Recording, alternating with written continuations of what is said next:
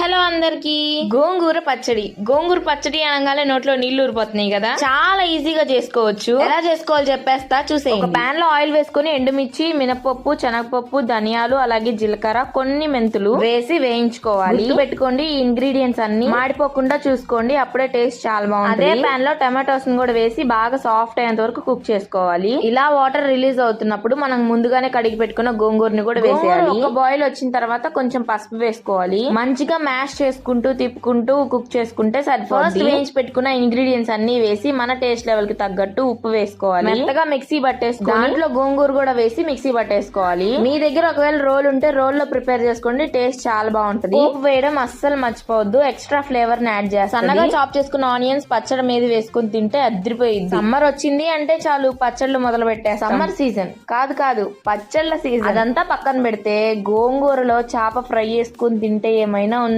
మీకు పెట్టకుండా తినేసినానని ఏం ఫీల్ అవ్వరు కదా.